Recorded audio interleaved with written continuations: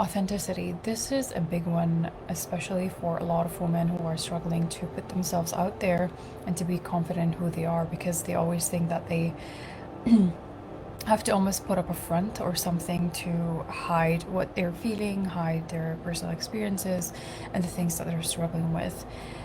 Now, when I talk about authenticity, there's a part of it that is connected with freedom. Because when we are truly, fully an expression of who we are, we feel free. And that freedom doesn't come from an external place or people kind of giving us permission to have freedom, but it really comes from that place of, first of all, having that awareness of what's going on, and then being in full acceptance and taking ourselves fully holy without hiding aspects of us, because that's what we hear from others or society or parents or whoever that taught us, that we should hide ourselves, and that's how we play it in the world. We almost play small.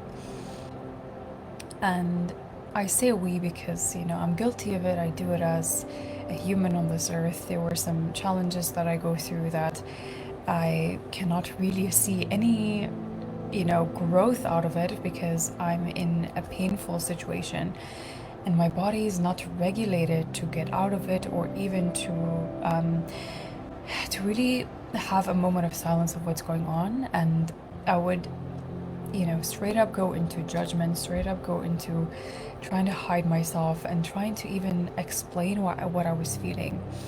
And sometimes, what happens in us trying to explain what's going on, we tend to justify, and we tend to sometimes even doubt what we're feeling.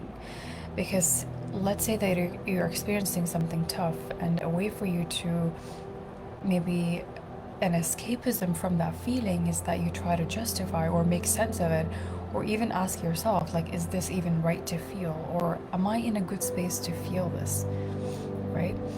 And we get into blaming ourselves, we get into judging instead of really feeling what's going on.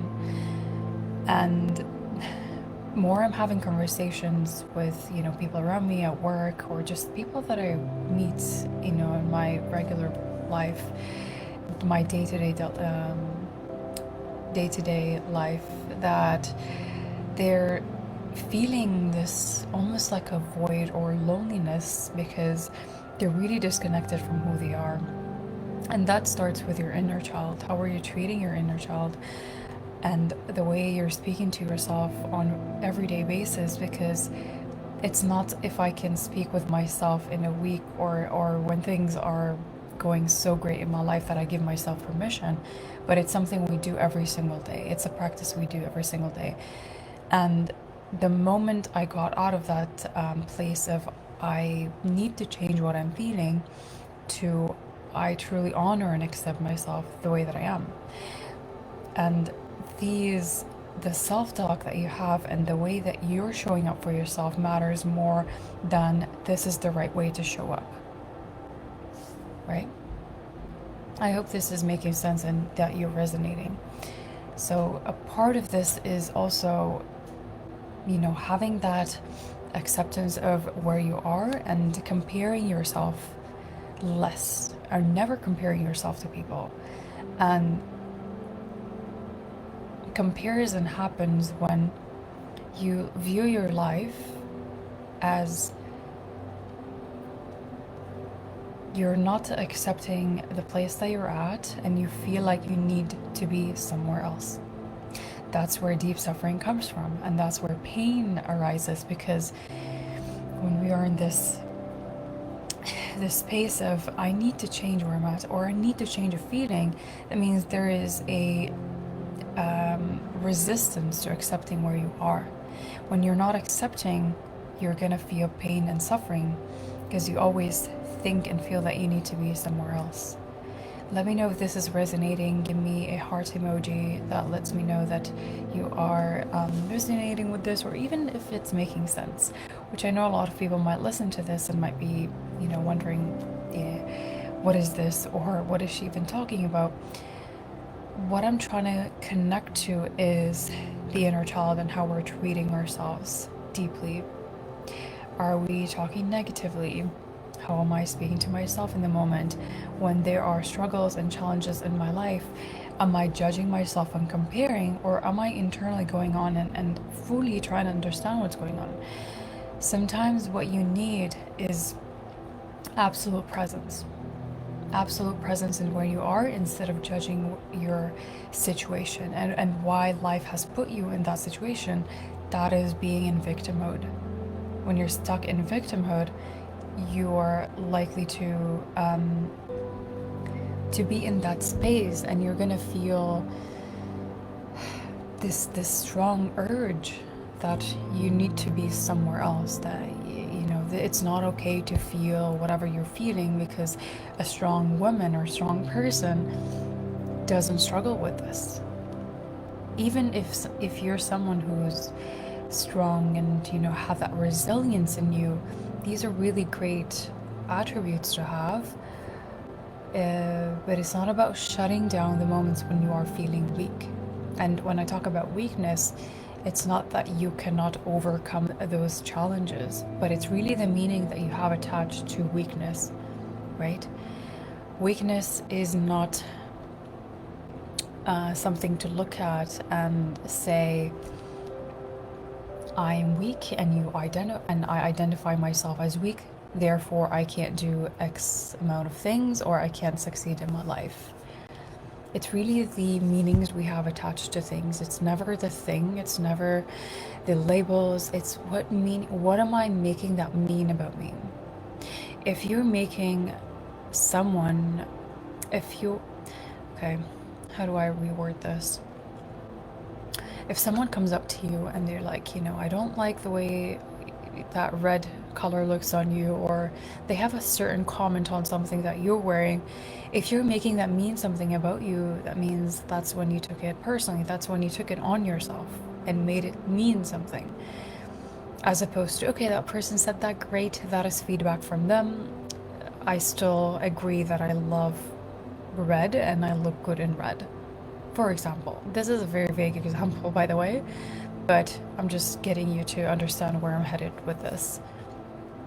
If someone points out something at you, and if internally you personalize it, that means that there's a part of you that is resonating with what they're saying. Maybe in your childhood, someone mocked you or bullied you or shamed you for being who you are, expressing who you are, maybe even wearing like a fancy dress, and they told you that it looked so ugly on you. You made that mean something about you, whether it was that I cannot wear fancy clothes or other people are going to judge me and bully me. So it's these experiences that we're referring to from the past that affect us. It's not the present thing. It's not the present moment.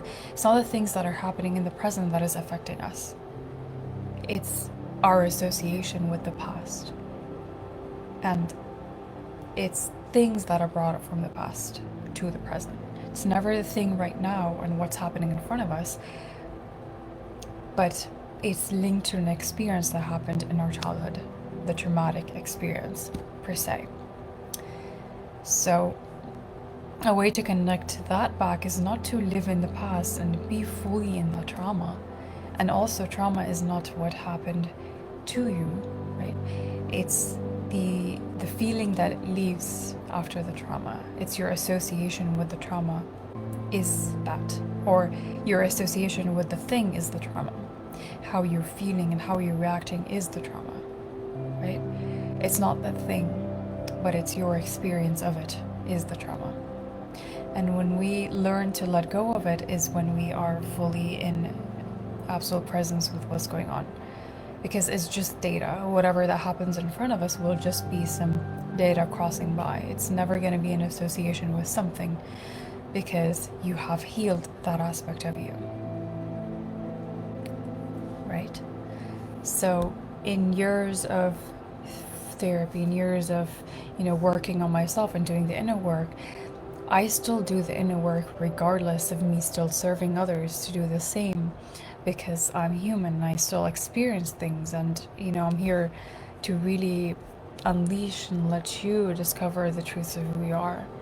And have I not done all the work, have I not like experienced those things, I wouldn't be in this place where I'm able to explain it, because I wouldn't have understood myself. But it's with the awareness and doing the work and understanding myself is when I can really explain myself and help someone understand their truest potential. So it's never the thing, it's your association and where it's coming from. I always say this, and I truly believe it's true. Right? So, an exercise that can help you as we're coming to end of the live. I said that I won't go too long, but you know how passionate I am about this. An exercise that you can do to help you connect back is asking yourself important questions, such as, is the thing I'm feeling right now proportionate to reality? Or is it coming from my experience in the past? Something that I've attached myself to, an identity that I attached myself to, that is affecting me right now. Like I said, it's never the thing right now. It's never whatever is happening in the moment. Is what is it? It's what you're relating to it from the past. That's where I would start. Where is it coming from, and what age did it start? What part of me feels like it's not? What part of me feels that it needs to be expressed? What part of me needs to be heard? What is it saying? Sometimes just allowing that part to express itself, and without any conditions, without any labels, just allowing it to flow through you. And seeing the insights, or even feeling your body when you are experiencing something tough, or when you are feeling agitation, when you're feeling like you're not being true to yourself, your body communicates that. It's either like a tingling, there's either tightness in your body, it's either this movement or shifting away from people, maybe not feeling safe. So it really communicates to you before your mind knows it. That's why being attentive and aware of what's going on in any circumstance or any situation is better than listening to your mind and what it's saying. Because, you know, our mind is trying to protect us, and we're not trying to put our mind to be against us, but to work together as a whole. What is this trying to teach me? What part of me wants to express itself that maybe I haven't given myself permission to let it out? What does it want to say? What does it need in the moment? And then the third question could be, where am I holding that part back in my life? Where in my life am I not allowing that part to come through me because I think it's negative, or I judge it and it's holding me back? Why am I not allowing this part to be itself? And where am I holding back parts of myself to connect to my potential?